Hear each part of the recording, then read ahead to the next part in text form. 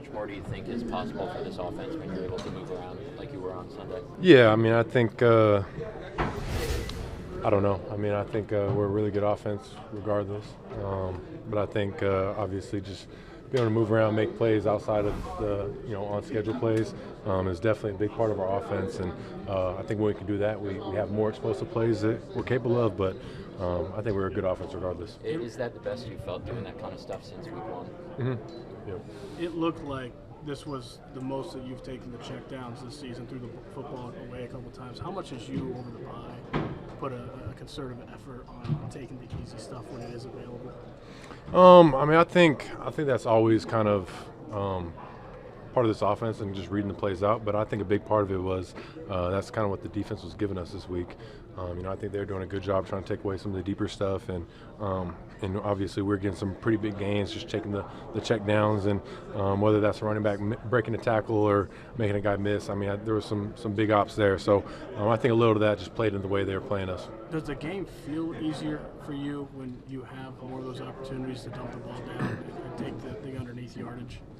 Yeah, I mean, I think those are the easy throws, right? But I think it does help open some stuff up when you do take those and take them quick. And now they got to respect both of that. What are they going to? Are they going to stay deep and take away the deep stuff, or are they going to come up and try and take away the check down? So, I think, like I said before, it's kind of just playing off what the defense is doing, what their game plan is for that day. But like I said, I think that's what Chicago is trying to do. How similar or different is this 49ers team from the last time you met them? They're pretty similar. I think new defense coordinator over there, but a lot of the similar faces, especially in the back end. Jordan, this offense has been among the league leaders all year in explosive plays. Just how are you guys so good at it? Like, what makes you guys good at getting those explosives? Well, I mean, I think it's something that we focus on throughout the week. That's a key part of kind of our identity on offense is to go out there and get those explosive plays, whether it's in the run game or the pass game. And I think it's just credit to the playmakers we got. I think we got a lot of guys who are really good when they get the ball in their hands. They can make people miss and kind of just they go hunt those big plays. So I think it's all about the guys we got in this locker room. Chris, you had a breakout game Sunday. Just what kind of difference has it made having him available just about every week this season? It's huge. Obviously that's something that we've been trying to do is to keep him healthy, and something that he's been working on a good amount. Did a good amount of stuff this offseason. But yeah, I mean, anytime you have all your guys healthy, especially Christian Watson, who is one of the more faster guys in the NFL, is huge. Jordan, athletes always easy to kind of flush a bad game down the toilet and go on to the next one. But when you have a game like last year against the Niners and you have the whole offseason, does it linger with you, or I guess how did it bother you, and how long did that hang over last before you were able to kind of move on? Yeah, no, I think just ending the season, getting to the playoffs and, being knocked out by the 49ers, I mean, whoever it would have been, that game is definitely going to sit with you, and, that's what you got to, kind of just sit with all offseason, is going back, watching that game, kind of trying to see what you could have done better, what you could have done differently in that game. So it definitely sits with you through the offseason, and then obviously you move on. But, just knowing that that's the team that knocked us out, we're definitely hungry for this game. Does this game mean any more, A, because of that game, but B, the playoff contention, it's a rivalry and all that, or is it just another game for us? No, definitely. I mean, just having that, them being the team that knocked us out last year definitely plays a factor. But at the end of the day, like you said, NFC opponent, and obviously we've had a lot of, since I've been here, we've had a lot of games against the Niners, so want to go out there and get this win. How many times did you rewatch that game like this offseason? Yeah, I watched it a couple. I can't put it, probably like 3, honestly. But it's one of those games that, like I said, it just sits with you, and no matter who it was, you're gonna sit and reflect on what you could have done better to get over that hump. Jordan, why'd you do that? Why'd you watch it that many times? Why'd you feel like that was important to do? I don't think it was any more than I would have watched any game. You kind of just go back and there's little things you pick up. Maybe watch it one time, and there's other things you pick up the more you watch it. So just keep reflecting on it. But so not obsessing about how it turned out. No, not obsessing about it. I think it was kind of just any other game. But at the same time, it's all you got. That's what you finish the season on. So you want to go back and kind of see things that you ended the season on with and things you're trying to correct going into the next season. Did you didn't necessarily watch. What was that? Did you have a takeaway from the game? For the third time, yeah. Nothing more than I probably did the first time. I think the main takeaway is it sucks losing. Obviously, getting knocked out in the playoffs, and there's going to be things that we see. I think plays that we'll see, things that they did on defense that gave us fits, and things that we did well. So just building on that for this week. In what ways have you grown as a player since that game? Yeah, I think I grew a lot throughout that whole season, and obviously I think I was proud of the way I played. Obviously, true turnovers in that game, critical mistakes, the final 2-minute drive situation to go win, having a turnover. So just learning from that situation, putting myself back in that situation, what would I have done differently, how do I grow from that, things like that. Going off those last questions, did singing up? Did you even watch the NFC Championship game then, or were you like, what were you able to sit down, even though thinking about how close you guys were to being in that game? Just curious. No, yeah, I watched those games. Yeah, I watched them. You said you watched that 49ers game about 3 times during the offseason. Did you watch it any more than any of the other games from last season when you were doing your preparation of the offseason? No. I think, especially when we get back for OTAs, we do the coaches do a good job of just putting kind of clips together of plays and throughout the whole season of things we need to focus on, get better at. But I don't think that game in particular I watched any more than other games. I know you had the pick Sunday, but I thought from a decision-making standpoint, which obviously your coaches have been stressing with the picks, this seemed like as close to last year back half in the decision-making as we've seen this season. Did it feel that way to you Sunday? Yeah, definitely looking back on it, like you said, other than the interception, I think I made pretty good decisions, try to play smart with the ball, and definitely was a focus going into that game to, be deliberate in that and take care of the ball. Is that connected to the fact that you felt better than you have since week one? The mental side, the decision making, is that connected to feeling good physically? I don't think the mental aspect of just knowing where to go with the ball, things like that, I don't think that played a factor in, my health. But like I said before, it was kind of just taking what the defense gives us, kind of trying to pick them apart and what they're trying to do for the game and find ways to take advantage of that. In what ways is the offense working on the red zone right now? That's been a place that the team has struggled.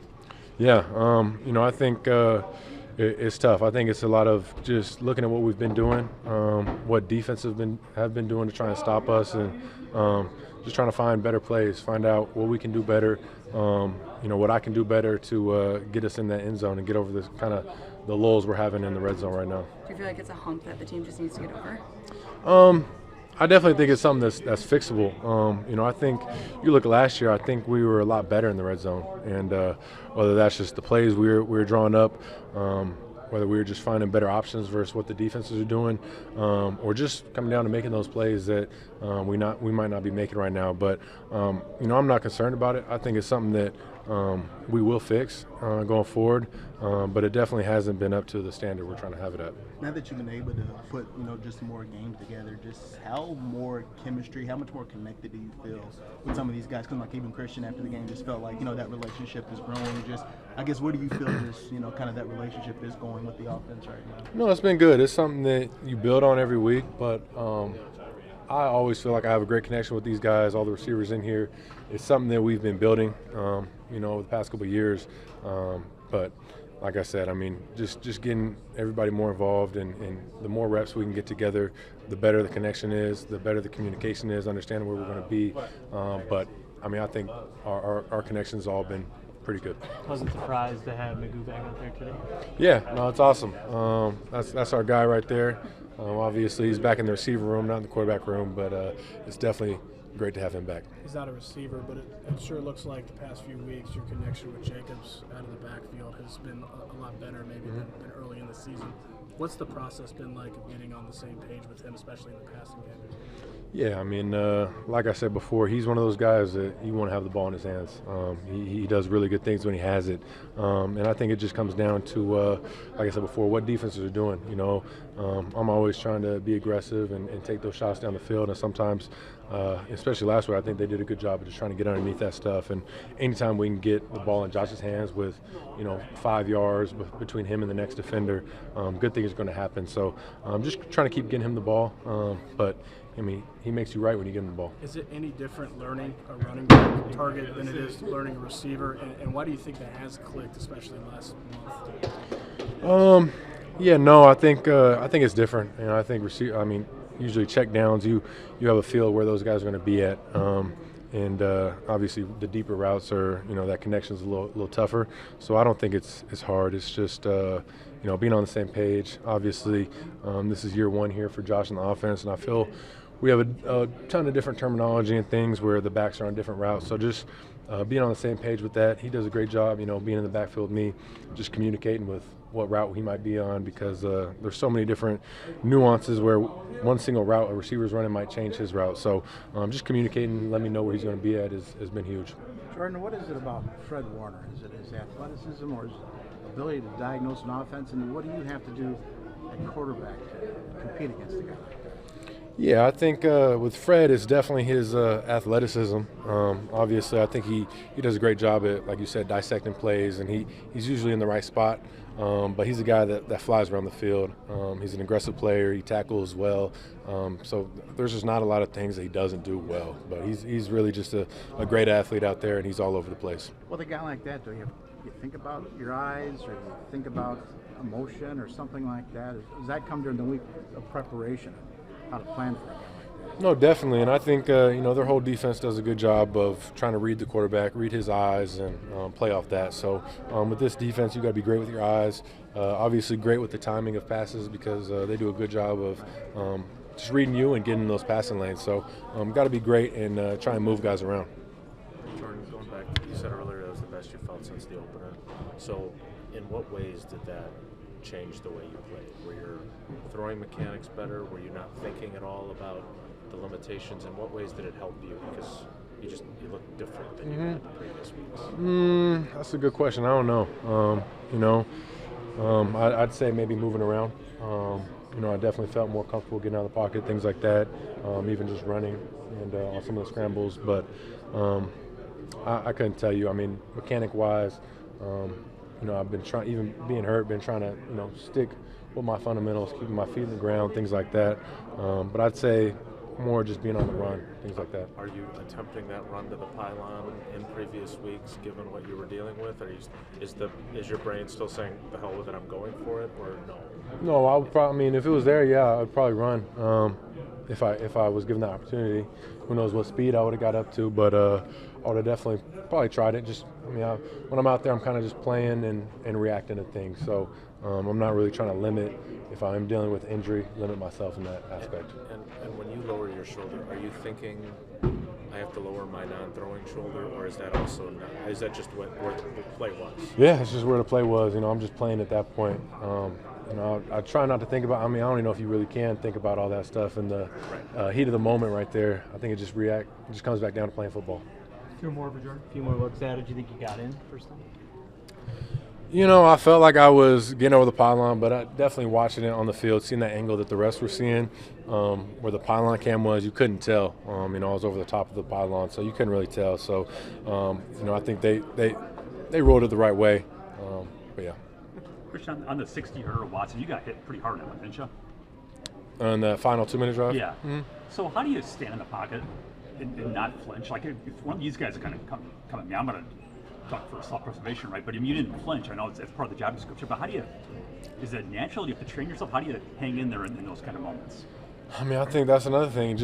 Obviously you don't train that in practice. You're not getting hit. So it's one of those things when the game comes on, you just got to sit in there. You're going to take a hit. O-line's doing a great job of trying to keep me clean and buy as much time as possible. But, these guys are good on the D-line, and, sometimes you're going to take a couple hits. But, you just got to focus on trying to lock in on that receiver and put the ball where you're going to put it, because we always say you're going to get hit anyway. So you might as well throw a good ball.